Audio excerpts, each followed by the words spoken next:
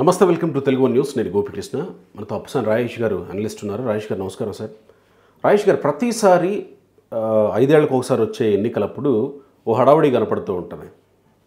ఎన్ఆర్ఐలు రావడం, మాకు టికెట్లు, ఎంపీ టికెట్లు, ఎమ్మెల్యే టికెట్లు అని అడుగుతూ ఉండడం, వాళ్ళ గురించి కూడా రాష్ట్రంలో ఆయా నియోజకవర్గాల్లో చర్చలు జరుగుతూ ఉండడం, ఈ సాంప్రదాయం ఈసారి వచ్చేసరికి ఒక 5-6 నెలల ముందు వినిపించింది. కానీ ఈ 5-6 నెలల నుంచి ఎందుకో కాస్త స్తబ్దుగా ఉంది. కానీ మళ్ళీ ఇప్పుడు మొదలయ్యింది. ఎన్ఆర్ఐలు అప్పటికప్పుడు టికెట్లు వచ్చి తీసుకోవడం, ఆ తర్వాత ఓడిపోతే వాళ్ళు కనిపించకపోవడం, అలాంటి వాళ్ళకి ఇస్తారా, వలస పక్షులకి ఇస్తారా అనే చర్చ మళ్ళీ మొదలైంది. ఉదాహరణకి గుంటూరు ఎంపీ రేసులో వినబడుతున్నటువంటి పేర్ల నుంచి అది కూడా టీడీపీ వైపుకే ఎక్కువ ఎన్ఆర్ఐలు ఆకర్షితులు అవుతూ ఉంటారు. టీడీపీ వైపుకు మాత్రమే ఆకర్షితులు అవడానికి కారణం ఏంటనేది ఒక ప్రశ్న అయితే, వాళ్ళు వచ్చి టికెట్లు అడగడంలో తప్పేమన్నా ఉందా, సేవ చేస్తామనడంలో తప్పేమన్నా ఉందా, ఎందుకు ఎన్ఆర్ఐల గురించి ప్రతిసారి ఈ చర్చ, ఎందుకు వాళ్ళు స్థానికులుగా ఎందుకు చూడలేకపోతున్నారు అనుకోవాలి? ఇక్కడ అంటే పార్టీతోటి మమేకమయ్యి, ప్రజలతోటి కార్యకర్తలతోటి మమేకమయ్యి, ప్రజా సమస్యల పట్ల నిరంతర పోరాట పటిమ ప్రదర్శిస్తూ, నియోజకవర్గాల్లోనే స్థానికంగా నివాసం ఉంటూ పార్టీ కార్యక్రమాల్లో ఇన్వాల్వ్ అయ్యి పనిచేస్తున్న శ్రేణులు కొంతమంది ఉంటారు. అవును. అయితే ఇప్పుడున్న ఎన్నికల వ్యవస్థ గత 2.5 దశాబ్దాలుగా ఎన్నికలు అనేది ఎట్లా అయిపోయిందంటే మోస్ట్ కాస్ట్లీ అఫైర్గా మారిపోయినాయి. సామాన్యుడు రాజకీయాల్లో ఎన్నికల్లో పోటీ చేయాలంటే కూడా కనీసం కలలో కూడా దానివైపు దృష్టి సారించలేని పరిస్థితి. ఎవరు అంగీకరించకపోయినా ఇప్పుడున్న రాజకీయ పార్టీలు, ఎన్నికల వ్యవస్థ చాలా ఖరీదుగా మారిపోయింది అనేది వాస్తవం. అవును కదా. నాకు స్థానిక రాజకీయాల్లో సుదీర్ఘ అనుభవం ఉంది, సుదీర్ఘ ప్రాతినిధ్యం ఉంది. 1990 దశకం తర్వాత రాజకీయాలు ఎంత ఖరీదుగా మారిపోయినాయి అని అంటే, గ్రామ స్థాయిలోనే ఆ గ్రామ స్థాయిలో పార్టీ అంటే ఇంట్రెస్ట్ తోటి పార్టీ బాధ్యత మోసే వ్యక్తి ఒకడు ఉంటాడు. ఒక పంచాయతీ ఎన్నికకి ఒక అభ్యర్థిని నిలపాలి అనుకునే సందర్భం వచ్చేటప్పటికి డబ్బు ఎవరు పెట్టుకుంటారు అనే ప్రాతిపదికగా అభ్యర్థుల ఎంపిక జరుగుతుంది. అవును. అంటే ప్రజలతో మమేకమై ఉండి ప్రజా సమస్యల పట్ల స్పందిస్తున్న వ్యక్తికి కూడా డబ్బులు లేని కారణంగా అదొక డిస్క్వాలిఫికేషన్గా మారిపోతుంది. ఇది అన్ని రాజకీయ పార్టీలు దీనికేం అతీతం కాదు. ఎప్పుడైతే డబ్బు అనేది ఒక ప్రాతిపదికగా మారిపోతుందో, నాయకత్వపు లక్షణాలు, ప్రజాసేవ, పార్టీ పట్ల లాయల్టీ, సమాజం పట్ల అంకిత భావం, సేవానిరతి, ఇవన్నీ కూడా పెద్ద క్వాలిఫికేషన్స్గా ఇవాళ పరిగణించబడట్లా. జనాల్లో కూడా యాక్సెప్టెన్సీ ఈజీగా వచ్చేస్తుంది వాళ్ళకి. నేను చెప్తుంది అదే. అంటే గుడ్డు ముందా కోడి ముందా అని చెప్పని రాజకీయ పార్టీలు ప్రజల్ని ఆ దిశగా అలవాటు చేసినాయా, ప్రజలు ఆ ఎక్స్పెక్టేషన్ తోటి ఉంటున్నారా అని అంటే రెండు సైమల్టేనియస్గానే జరిగిపోయినాయి. రాజకీయ పార్టీలు ప్రజలకి ఆఫర్ చేస్తున్నాయి, ప్రజలు కూడా ఎక్స్పెక్ట్ చేస్తాం. అనివార్యంగా రాజకీయ పార్టీలకు అలవాటు చేశారు. రెండు సైమల్టేనియస్గా జరిగిపోయినాయి. ఈ నేపథ్యంలో 1999 ఎన్నికల సందర్భంగా చంద్రబాబు నాయుడు గారు కూడా ఆ రోజుల్లో తటస్థుల్ని రాజకీయాలకు తీసుకురావాలనే ఉద్దేశంతో చాలామంది రాజకీయాలకి సంబంధం లేని వివిధ రంగాలకు సంబంధించిన నిపుణుల్ని మొట్టమొదటిగా అవకాశాలు ఇవ్వడం జరిగింది. ఆయన పిలుపు మేరకు స్పందించి రాజకీయాల్లోకి వచ్చిన చాలామందికి అవకాశాలు ఇవ్వడం జరిగింది. 83లో ఎన్టీఆర్ ఇన్వైట్ చేసినట్టు. 99లో అంటే 1983లో ఎన్టీ రామారావు గారు పార్టీ పెట్టినప్పుడు కూడా ఆ రోజుల్లో రామారావు గారి పిలుపు మేరకు కూడా స్వచ్ఛందంగా రాజకీయాల్లోకి వచ్చిన చాలామందికి అవకాశాలు ఇచ్చారు. వారిలో చాలామంది రాజకీయాల్లో స్థిరపడిపోయారు. ఇక్కడ జరిగింది ఏంటి అంటే, వారు కూడా మాకు రామారావు గారు చదువుకున్న వాళ్ళు, పెద్ద రాజకీయ నేపథ్యం లేని వాళ్ళు, ఆర్థిక స్థితిగతులు బలంగా లేకున్నా కూడా సమాజం పట్ల అంకిత భావంతో పనిచేయగలరనే నమ్మకంతో మాకు అవకాశాలు ఇచ్చారు కదా, అదేవిధంగా మేము కూడా తర్వాత తరాన్ని ప్రోత్సహించాలనే అంశాన్ని విస్మరించారు. వాళ్ళు కూడా ఏంటంటే 5 సార్లు, 6 సార్లు, 7 సార్లు, 8 సార్లు, ఇన్ఫ్యాక్ట్ ఇంకా కొన్ని కుటుంబాలు 9 సార్లు వాళ్ళకి ఒక సామంత రాజ్యాలుగా మారిపోయినాయి ఆ నియోజకవర్గాలు. ఆ మారిపోయిన నేపథ్యంలో ఎట్లయిపోయిందంటే అయితే మేము లేకుంటే మా పిల్లలు, అంతేగాని మాకు ఒక ఫ్రెష్ బ్లడ్కి ఆ రోజు ఎన్టీ రామారావు గారు అవకాశం ఇచ్చినట్టుగా మేము కూడా నిరంతరాయంగా మాకు అనుయాయులుగా ఉంటూ మా పట్ల లాయల్టీ ప్రదర్శిస్తా దశాబ్దాల తరబడి మమ్మల్ని భుజాల మీద మోస్తున్న శ్రేణుల్ని పెంచుదాము, ప్రోత్సహిద్దాము అన్న ఆలోచన లేకుండా పోయింది. ఈ నేపథ్యంలోనే మీరు గమనించుకుంటే చాలా రాజకీయ పార్టీల్లో నాయకత్వ సంక్షోభం ఉంది. ఇవాళ ఎన్నికల దగ్గరికి వచ్చేటప్పటికి ఎవరు అభ్యర్థిత్వాలని ఖరారు చేయడానికి పోటీ పడుతున్నది ఎవరు అంటే చంద్రబాబు నాయుడు గారు, రాజశేఖర రెడ్డి గారు, కేసీఆర్ గారు, మోత్కుపల్లి నరసింహ గారు, జయపాల్ రెడ్డి గారు, వెంకయ్యనాయుడు గారు, వీళ్ళందరూ ఎక్కడి నుంచి వచ్చారు? వీళ్ళ రాజకీయ ప్రస్థానం ఎక్కడ మొదలైంది? వీళ్ళ రాజకీయ ప్రస్థానం మొదలైంది కాలేజీల్లో, యూనివర్సిటీల్లో మొదలైంది. విద్యార్థి రాజకీయాల నుంచి, యువత రాజకీయాల నుంచి సమాజంలో సామాజిక స్పృహతోటి నాయకత్వపు లక్షణాలని ఆ స్థాయి నుంచి అలవర్చుకొని వాళ్ళు ఎదిగొచ్చారు. వాళ్ళకి ఆ అవకాశాలు పార్టీలు కల్పించినాయి ఆ రోజున. ఇవాళ ఆ స్థాయిలో అవకాశాలు అందుకుంటున్న నాయకత్వం కనిపిస్తుంది. స్టూడెంట్ యూనియన్ లీడర్షిప్ లేదు. అసలు కాలేజీల్లో మొట్టమొదట ఎన్నికలు రద్దు చేయడం ఒక చారిత్రక తప్పిదం. ఇప్పుడు అవేవో పక్కదారిలో పడుతున్నాయి, క్యాంపస్లు పొల్యూట్ అవుతున్నాయి అని చెప్పని ఆలోచన చేసి తర్వాత కుటుంబాల్లో వచ్చిన మార్పు చేర్పులు కూడా పిల్లల్ని కార్పొరేట్ కాలేజీలో జాయిన్ చేయటం, కెరీర్ ఓరియంటెడ్గా అంటే చదువు, కెరీరు ఈ విధంగా డ్రైవ్ అవుతున్న నేపథ్యంలో ఇవాళ సమాజం నుంచి ఎదిగొస్తున్న నాయకత్వం కొరవడింది. ఇప్పుడు ఎదిగొస్తున్న నాయకత్వం ఎవరయ్యానంటే కార్పొరేట్ నుంచి, లేదు రాజకీయ వారసులు, లేదు అనంటే ఎన్ఆర్ఐస్ రాజకీయంలో రావడానికి నేను ఏ స్థాయిలో కూడా తప్పుపట్టను. ఇదే సమాజం నుంచి పొట్ట చేత పట్టుకొని వేల కిలోమీటర్లు వలసెళ్ళి అక్కడికి వెళ్ళినా కూడా మాతృభూమి మీద మమకారంతో వాళ్ళు నిరంతర సేవా కార్యక్రమాలు కొనసాగిస్తున్న వాళ్ళు కొన్ని వందల మంది తెలుసు నాకు. నా రక్త సంబంధికులు కొన్ని పదుల సంఖ్యలో ఉన్నారు అమెరికాలో. నా స్నేహితులు, మా గ్రామస్తులు, నేను అరే అని పిలవగలిగే వాళ్ళు కొన్ని వందల మంది ఉన్నారు. ఇవాళ వాళ్ళకి నిత్యం నిరంతరం ఈ దేశం పట్ల, ఈ ప్రాంతం పట్ల, ఈ సమాజం పట్ల ఆపేక్షతోటి, ఇక్కడ ప్రజలకు ఏదైనా సేవ చేయాలనే ఉద్దేశంతో, ఇక్కడ మిత్రులను ఆదుకోవాలనే లక్ష్యంతో అక్కడ వాళ్ళు ఎన్ని త్యాగాలు చేసి అక్కడ ఆ స్థాయికి వచ్చారో కూడా నాకు తెలుసు. ఎన్ని సాక్రిఫైజెస్. ఇవాళ మనం ఇక్కడ కొంచెం ఆర్థిక స్తోమత ఉంటే ఇంట్లో మెయిడ్ని పెట్టుకుంటున్నాం, డ్రైవర్ని పెట్టుకుంటున్నాం. ఈ ఫెసిలిటేషన్ వాళ్ళకి అక్కడ సాధ్యం కాదు. వాళ్ళు ఎన్నో త్యాగాలు చేసి వాళ్ళు రెక్కల ముక్కలు చేసుకొని సంపాదించుకున్న డబ్బులతోటి వాళ్ళు పుట్టి పెరిగిన ప్రాంతానికి ఏదో ఒకటి సేవ చేయాలనే ఉద్దేశంతో వాళ్ళు ఆ కంట్రిబ్యూషన్స్ ఎన్ని విధాల వాళ్ళు చేస్తున్నారో నాకు తెలుసు.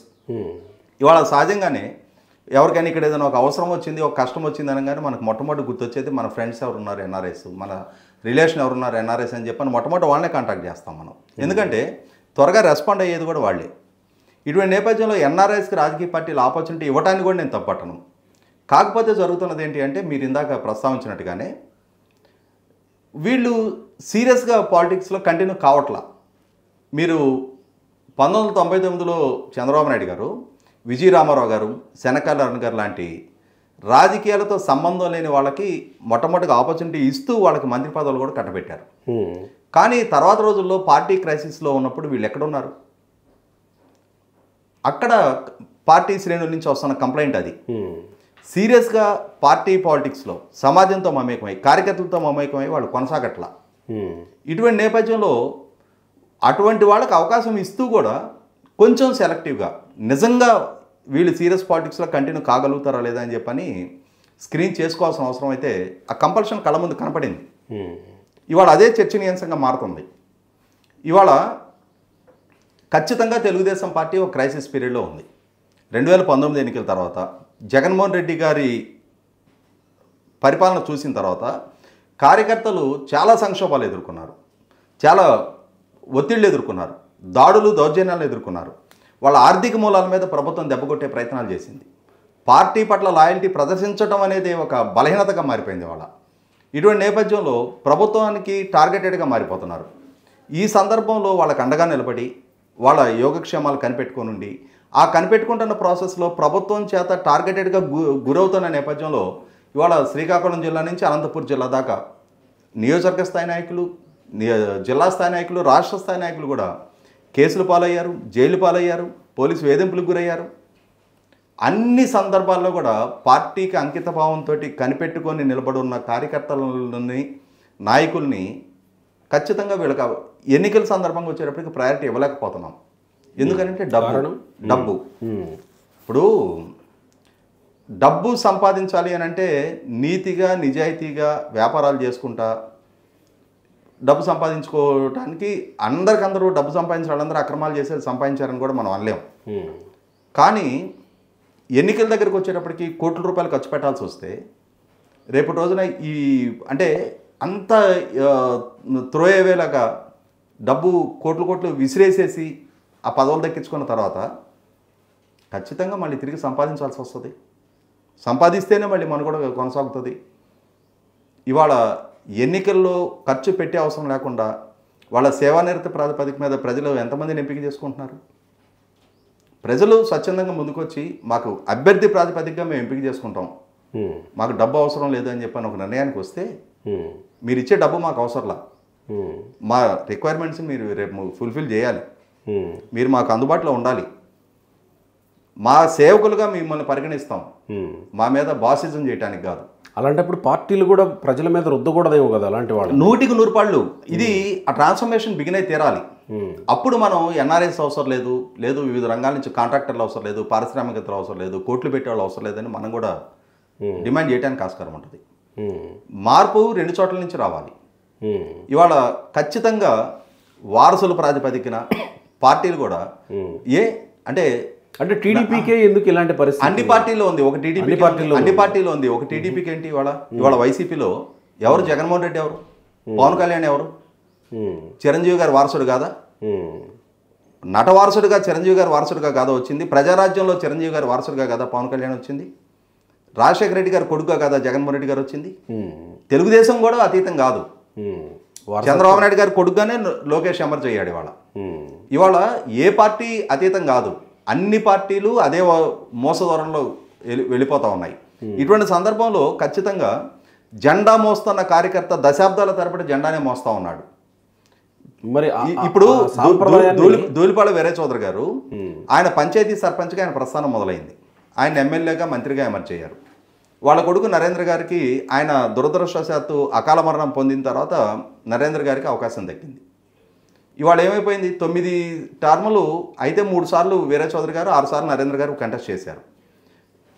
ఇప్పుడు ఆ పొన్నూరు నియోజకవర్గంలో ఇంకొక ప్రత్యామ్నాయ నాయకత్వం గురించి ఆలోచించడానికి ఇంకెవరైనా పేరు పరిగణలోకి తీసుకుంటారా?